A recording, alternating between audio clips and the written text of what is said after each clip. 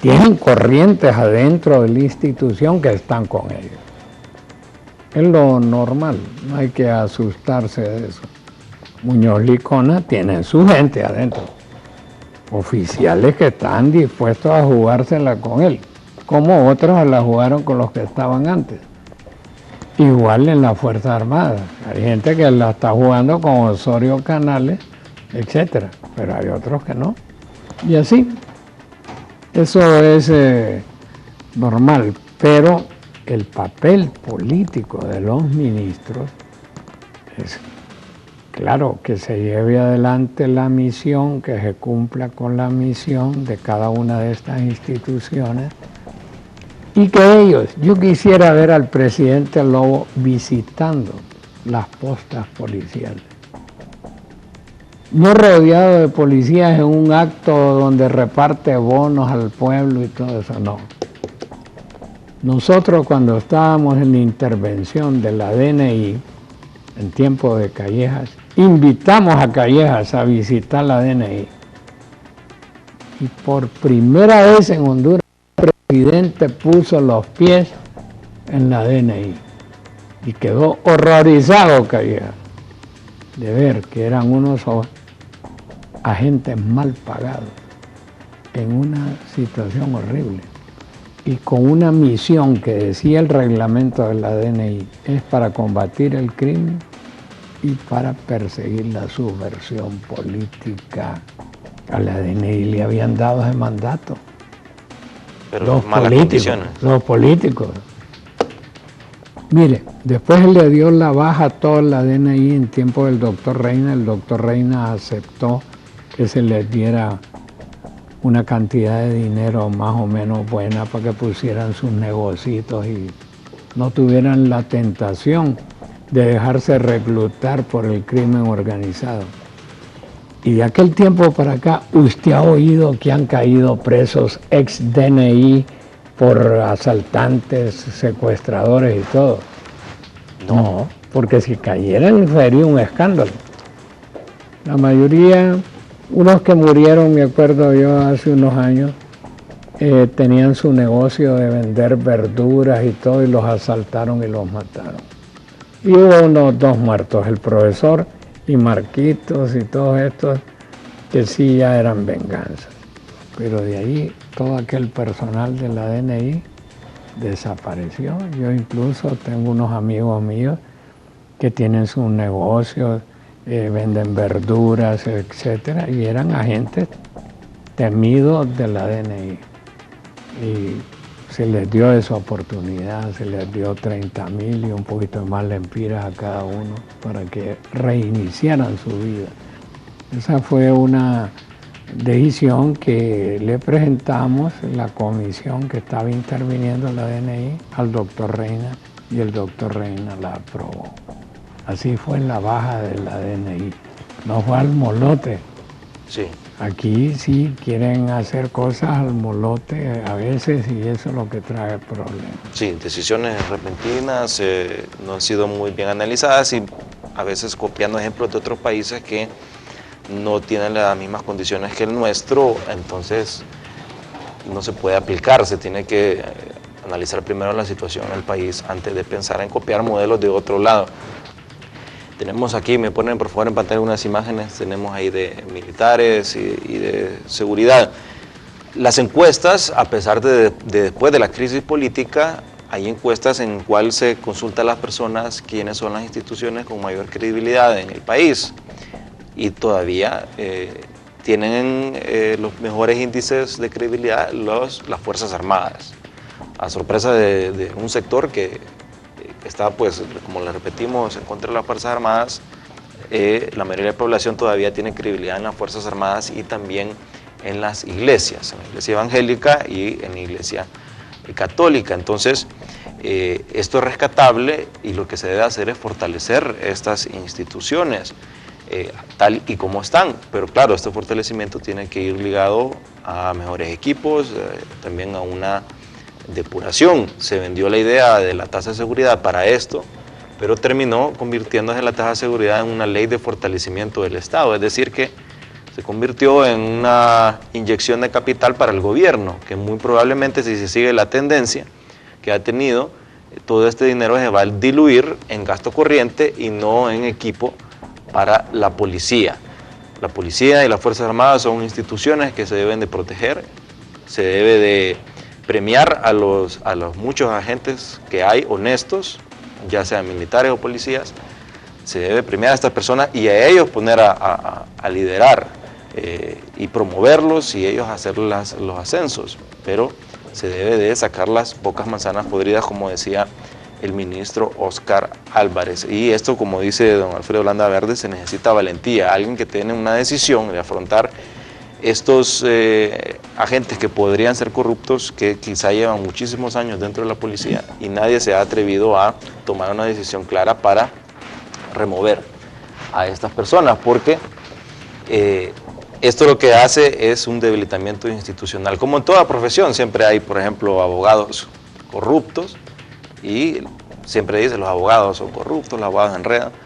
Son unos pocos, la mayoría de los abogados son honestos, igual los doctores, en todas las áreas, en todas las profesiones siempre hay este tipo de situaciones, pero por esos pocos no hay que permitir que se denigre estas instituciones tan fuertes. Y con este tema de seguridad, entonces, ¿cuáles serían sus valoraciones de cuál debería ser una mejor política que deba tomar el gobierno en vez de tener un solo ministerio?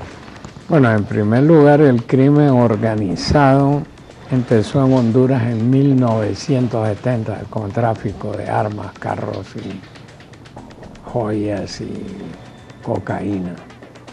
De ahí creció mucho con la guerra de baja intensidad en Centroamérica y en el proyecto Irán-Contras que dirigía Oliver North, el coronel Oliver North, se hizo un pacto con los narcos para habituallar a los insurgentes que peleaban contra los supuestos o verdaderos comunistas y a cambio les daban facilidades a los narcos para que pudieran llevar la droga de Colombia a Estados Unidos y otros países. Eso fue una de las decisiones de Estados Unidos, de altos mandos norteamericanos, de la CIA, el ejército y todo, horribles para la humanidad.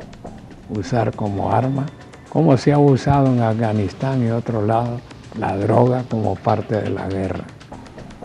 Eso es una cosa. La otra cosa es que hay que dejar bien claro, como usted ya lo dijo, la mayoría del personal de los 14,000 miembros de la policía son gente honrada y trabajadora. La mayoría, oficiales, agentes administrativos, etcétera, auxiliares, igual en las Fuerzas Armadas. Pero el crimen organizado es un negocio despiadado y ese crimen busca, no es que va a buscar a los 600 oficiales de policía para que sean socios del narcotráfico, busca a los que están en el lugar clave, los que están en Olancho, los que están en Colón, los que están en Ocotepeque, los que están en Cortés, etcétera. Y mañana los cambian por rotación y buscan al nuevo que llega, porque ese es el trabajo que hacen los colombianos y los mexicanos. Más bien los que son permanentes socios del crimen organizado son algunos empresarios y políticos que están con ellos, no importa quién es el jefe de la policía, quién es el jefe de la Fuerza Armada, ellos siguen adelante en esa sociedad. En ese sentido, la policía y las Fuerzas Armadas en algún momento son víctimas y victimarios, son sujetos de infiltración y son infiltrados. Y ellos mismos reconocen, los oficiales honestos, que tienen un grupo de oficiales que están metidos en el crimen. Lo dijo Óscar Álvarez públicamente, lo que pasa es que no dijo nada, solo se puso a hacer anuncios. Y los oficiales honrados, que son la mayoría en la policía, en las Fuerzas Armadas, aceptan que están infiltrados y que tienen gente que trabaja para el crimen. Sí. ¿Por qué será que no se hace nada? Siempre solo se dice, nunca se dice quiénes y nunca se toman acciones concretas. Incluso la depuración, con el cambio de Óscar Álvarez, se había anunciado que iba pero pasa el tiempo y el nuevo ministro no se mira encaminado, por lo menos con la motivación que tenía el ministro. Y el entusiasmo medio inicial que hubo con la quitada de Óscar Álvarez en algunos sectores de población ha decaído, porque cuando ven los nombramientos, hay gente que me dice a mí, ingeniero, fíjate que nombraron jefe de la policía en tal lugar a fulano de tal, y ese no es el que estaba con él. Y yo le hago un llamado al general Muñoz Licona. La gente sabe bien quiénes son los policías corruptos, quiénes son los oficiales corruptos. Y lo sabe también Estados Unidos. Usted bien sabe que lo sabe Estados Unidos. Igual pasa en las Fuerzas Armadas. De manera pues que no inventemos cosas. Señor Presidente de la República tiene que estar seguro que Estados Unidos sabe la vida personal de él y familiar de él al pie de la letra, igual la de todos nosotros. Entonces, esto es cuestión de tiempo. La lucha contra el crimen organizado la está tomando en sus manos Estados Unidos. Ayer Obama dijo, el peor peligro para Estados Unidos en este momento es el crimen organizado e Irán. Señaló dos enemigos de Estados Unidos, Irán y el crimen organizado. Y eso que dijeron la semana pasada los gringos, que esperaban que México les dijera cómo le iba a ayudar a Estados Unidos militarmente, olvídese.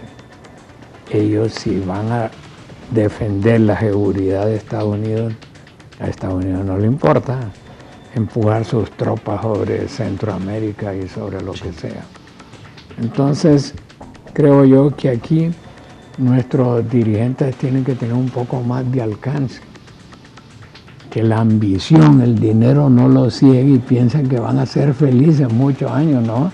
Irán a ser felices 5 años y después, miren, van enchachados como están yendo los de Guatemala.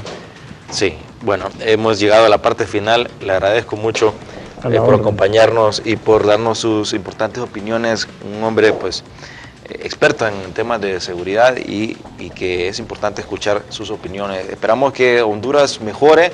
México ya hay una situación muy crítica, incluso surgió un grupo, los Matacetas, asesinan supuestamente narcotraficantes, pero son igual de delincuentes como los otros, pero ya estos son ya movimientos que surgen por la decepción que hay quizá en el pueblo de que no se hace nada y está llevando la violencia a un caso muy extremo. Yo me despido.